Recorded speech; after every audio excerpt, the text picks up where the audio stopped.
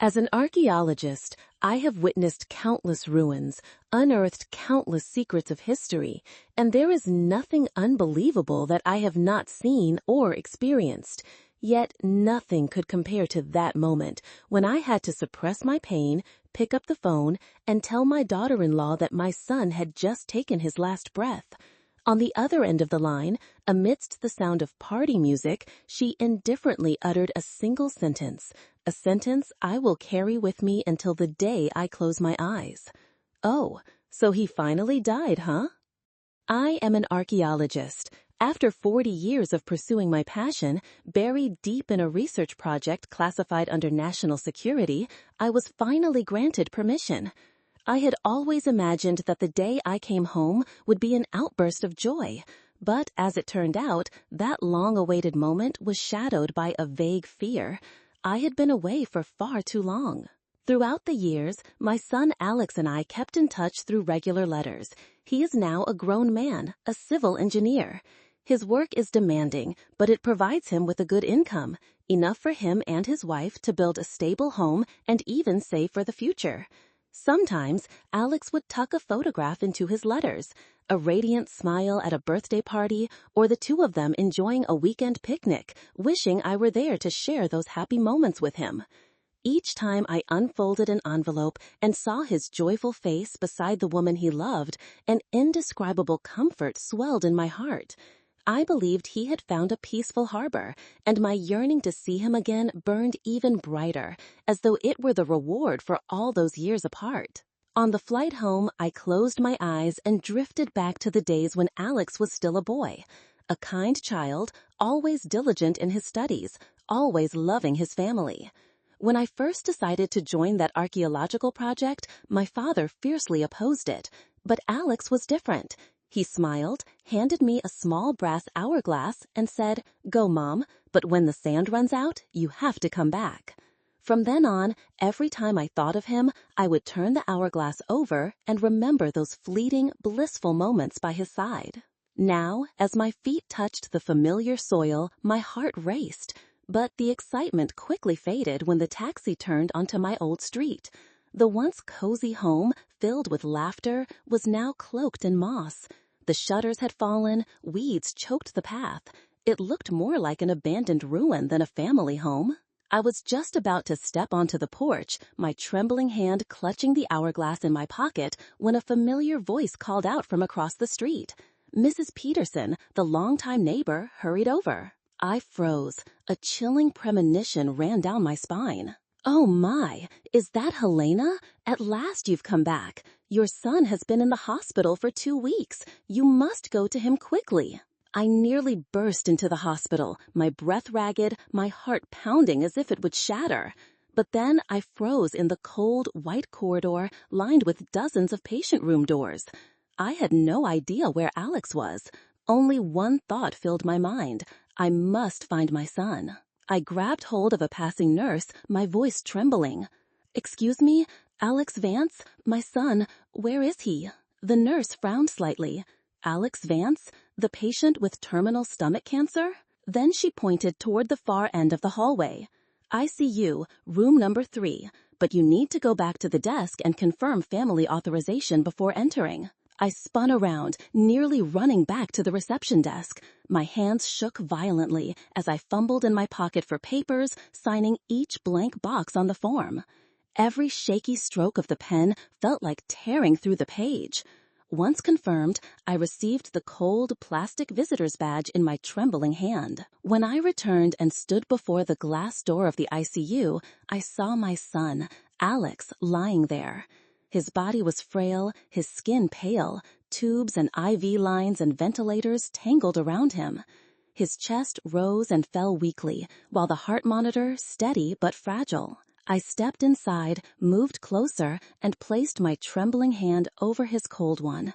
As if sensing the warmth, Alex's eyelids fluttered. Slowly, his faded brown eyes opened, finding me.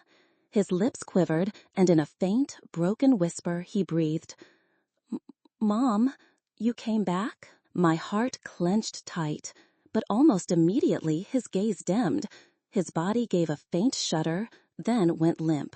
the heart monitor stretched into one long, piercing tone. Beep. "Quickly!" the doctor shouted. Doctors and nurses rushed in, pushing me aside. I stood frozen, nailed to the spot, watching them bend over him, pumping his chest, inserting tubes, injecting medicine. The bed was wheeled hastily into the emergency room, the door slamming shut. I staggered back into the hallway. Across from me, a few patients waiting whispered, "How pitiful to be in such a state and only now someone comes to visit. He's been here 2 weeks, all alone, no one by his side." Another voice cut in, "Not even his wife ever showed up." Each murmur was a knife twisting in my chest. I grabbed a passing nurse, my voice breaking. No one came to see him? Not even his wife?" The nurse hesitated for a moment, then gave a small nod. Her eyes filled with sympathy. "That's right. You're the only one who has come, until today." My throat closed up, my chest felt crushed. Tears blurred my sight as I fought to steady my voice. Why didn't the hospital contact the family? Why was he left here alone? This is negligence. The nurse shook her head gently, her voice lowering. "We called many times, both his mobile and his home number, but most of the time no one answered. The one time someone did pick up, they said they didn't know the patient. After that, every attempt fell into silence." I froze, my hand gripping the edge of a hallway chair. Inside me, the searing pain twisted into a suffocating fire, half fury, half anguish. My chest tightened, my head spun. The grief and confusion boiled, then ignited into a scorching blaze, rage seething and uncontainable. The emergency room door burst open. Dr. Evans stepped out, peeling off his gloves, eyes lowered as he slowly shook his head. I stood paralyzed, my legs turning to stone. A vast emptiness swallowed every sound around me. I did not even realize I was crying. Only the tears streaming down my cheeks told me so. He approached, his voice hoarse yet steady. "I'm very sorry for your loss. We did everything we could. If he had been brought in for treatment earlier, things might have been different. Alex could have lived another year, perhaps 2. It's a tragedy." My chest wrenched, each word cutting deeper into my heart. My hands clutched the icy edge of the hallway chair as waves of guilt and sorrow surged up, threatening to drown me whole. I don't remember how I left the hospital. All I know is that when I found myself standing before the old house, the porch light flickering faintly, I suddenly awoke from my daze. The place that was once a home was now cracked and decayed, shrouded in darkness like an abandoned ruin. I clutched the hourglass in my hand, guilt surging through me. Why hadn't I come back sooner? If I had returned earlier, would my son still be alive? Inside was chaos. Furniture thrown about, piles of dirty dishes in the kitchen, stacks of unopened letters. The whole house looked as if it had been ransacked. I rummaged through the papers and then froze. A pile of extravagant bills, yachts, jewelry, parties. On the table, a few photos of Sophia, smiling, cheerful as always. I stared closer, and suddenly that smile looked strange, cold. The tenderness I once believed in revealed its true face, a facade. I realized my daughter-in-law had never been sincere with me, nor with Alex. What she had set her eyes on from the very beginning was nothing but money and possessions. Amid the messy pile of papers on the table, my trembling hand picked up a familiar leather-bound notebook. It was the ledger Alex always used to record the family's expenses. I flipped quickly through the pages, my vision blurring as I saw my son's careful handwriting. March, $3,000, medicine for Sophia. April, $5,500, roof repairs. May, $7,000, car payment. Alex had meticulously written down every expense, every dollar spent for his family and for his wife. A son who was never lazy, never irresponsible. I hurried to compare the entries with the bank statements and receipts scattered beside them. Every expense Alex had recorded for Sophia matched with some luxury indulgence. $3,000 for medicine turned out to be a private yacht rental in Key West. $5,500 for roof repairs was actually a shopping spree at Cartier in Miami. $7,000 for the car payment was spent on a high-end spa treatment in Palm Beach. Worse still, buried among those receipts were more extravagant charges made after Alex had already been admitted to the hospital. Yachts, fine liquor, jewelry. While my son was gasping for each breath, his wife was reveling in luxury as if she were the victor. I sat frozen, the notebook trembling in my hands. My eyes fell on a wedding photo of Alex and Sophia resting on the shelf, the two of them smiling brightly on their happiest day. My heart felt like it was being torn apart. My family had never treated her poorly. Alex adored his wife, and I had embraced her like my own daughter. Yet, we had raised a white-eyed wolf right inside our home. My throat tightened with bitterness as I reached for the phone inside the hospital file bag they had given me. With a single press, the screen lit up. A video call connected. Sophia appeared in a lavish gown, standing on the deck of a luxury yacht. Music pounded in the background, the wind tossing her hair. In her hand, a glass of orange cocktail shimmered. A radiant smile bloomed across her lips, untouched by even a trace of grief. "Oh, you're back? Have you visited your son yet?" Her voice was light, as if greeting a casual guest. I forced out each word, my chest tightening. My son is dead. Her smile faltered for the briefest moment. Then her eyes turned cold, and she let out a phrase like a knife to the heart. "Oh, so he finally died, huh?" Rage surged through me. Memories of the letters, the photographs Alex had sent me came flooding back. The two of them smiling happily, hand in hand before their newly repaired house. The radiant gaze of a young couple in love. My voice broke, trembling with both pain and fury. Why? Did Alex ever mistreat you? Has this family not given you enough? Was it not enough to make you happy? Sophia swirled her glass, her tone detached, icy as stone. Happy? He was just like you, leaving me in an empty house, burying himself in work. He designed beautiful homes, yes, but his true home? That he never built. Her words pierced me like a blade. In an instant, I felt suffocated because Sophia had struck the deepest wound of all, that for years I too had left my son behind to chase after work. She paused, smirked faintly, and delivered another line, pouring fuel onto the fire raging inside me. "You see now, Helena, I only took what was rightfully mine." Before I could respond, Sophia lifted her chin with disdain, then hung up.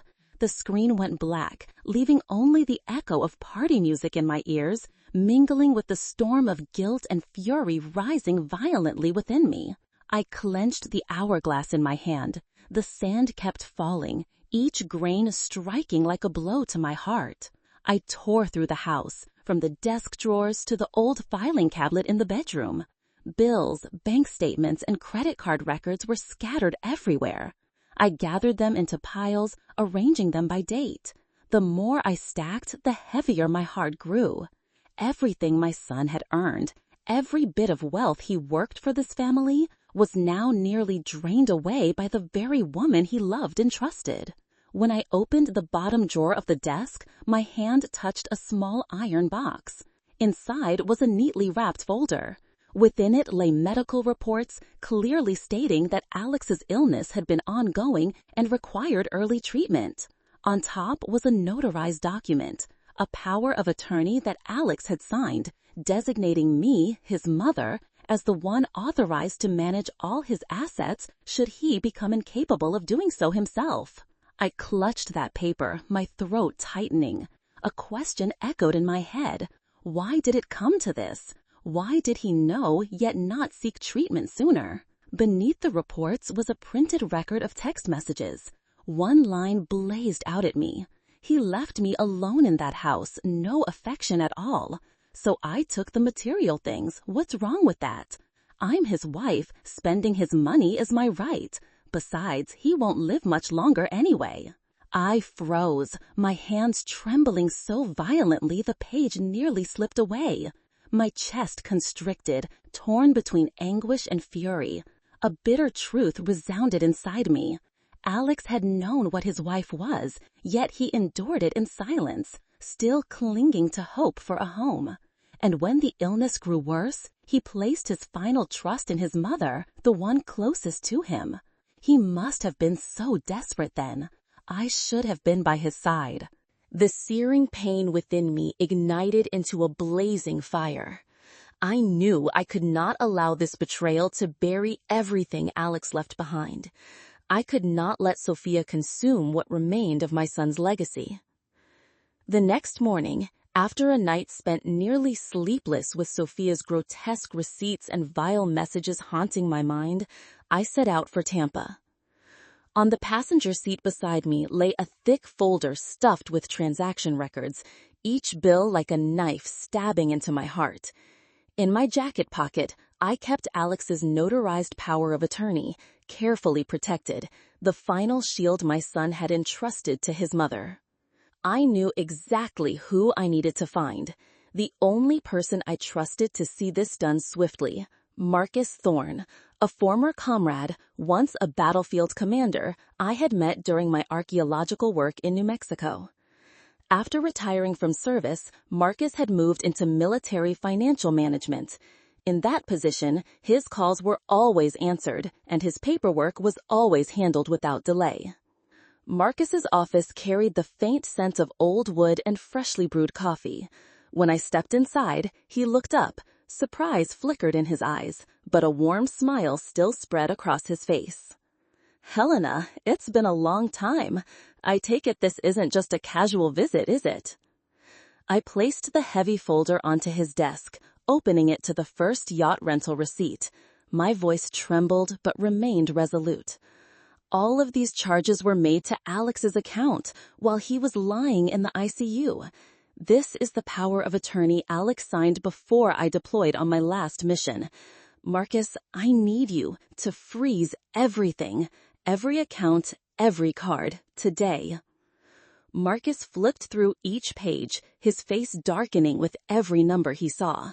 Then he gave a firm nod. "You don't need to explain. I'll begin immediately."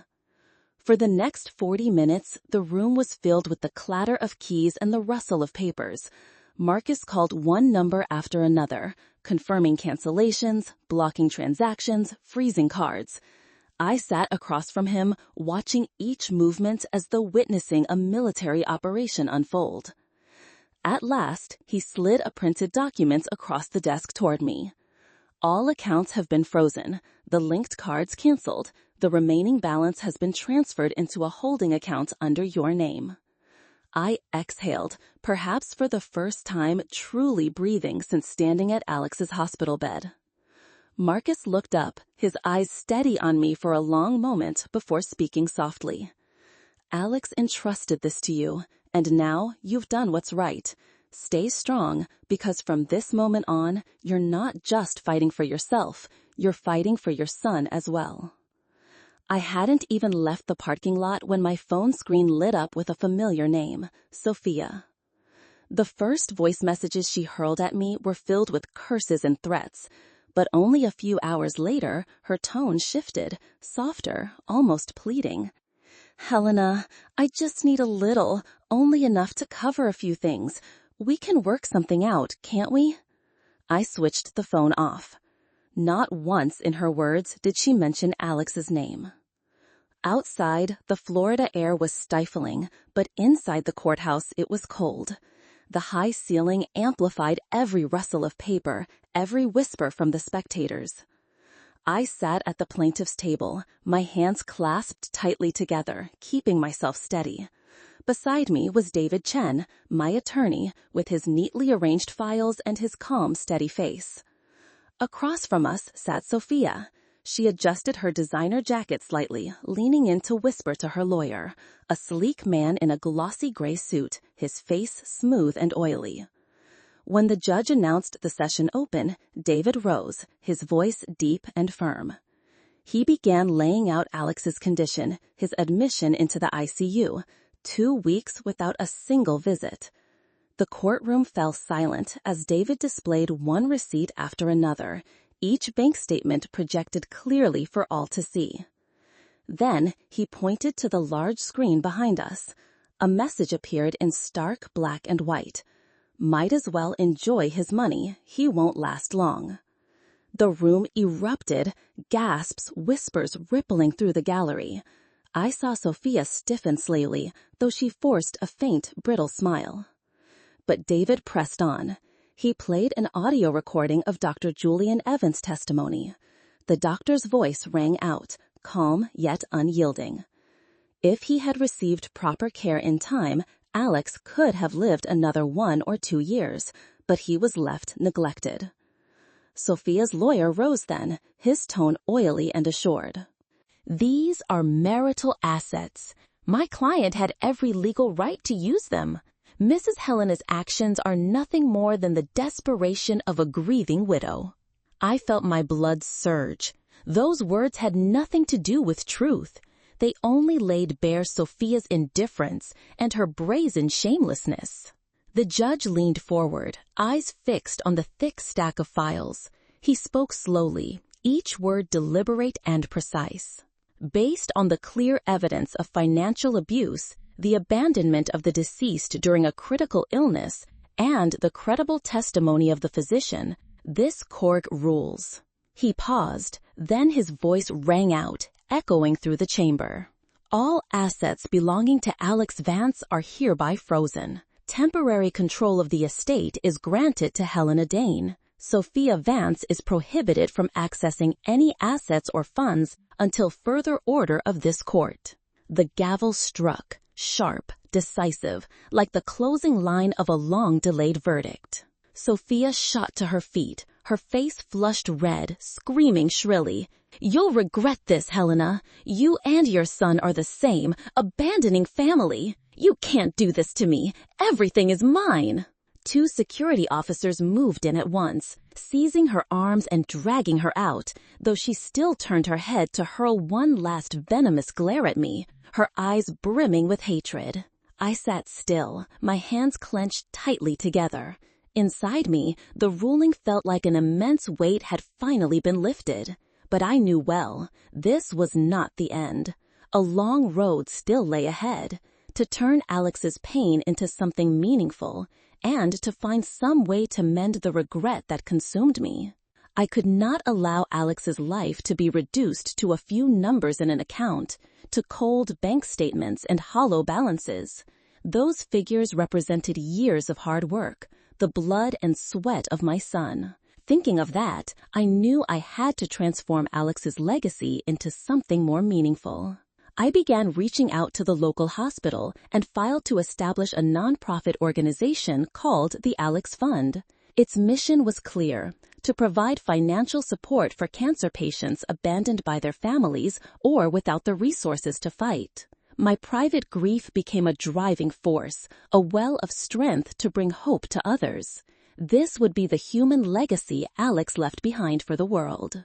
On one visit to the hospital, as the founder of the fund, I met Leo, an 8-year-old boy with leukemia.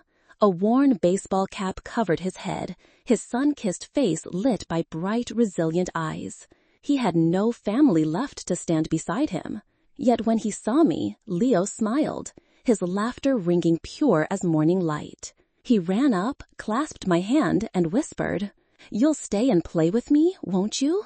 That innocent question stirred something in me I hadn't allowed myself to feel since Alex's final breath. Tears welled in my eyes, but this time not only from sorrow. I nodded gently, answering with a simple yet complete promise.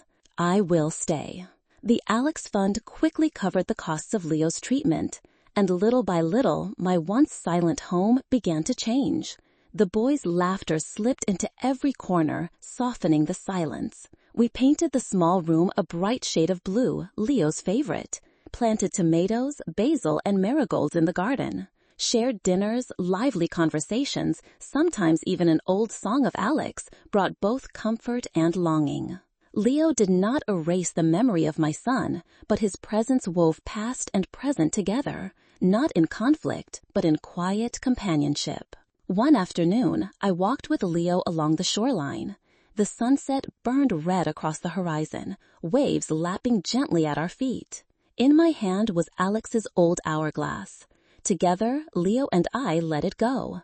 We watched until it sank beneath the shimmering surface. It was no longer the weight of loss, but a farewell, a way of keeping Alex in memory without the pain. Leo squeezed my hand tightly, his bright eyes gazing into the distance. "We'll never leave each other, right, Grandma?" I smiled, feeling the steady warmth of that small hand in mine. In that moment, I understood that we were beginning to build a new home, a bond neither of us would ever have to fear losing.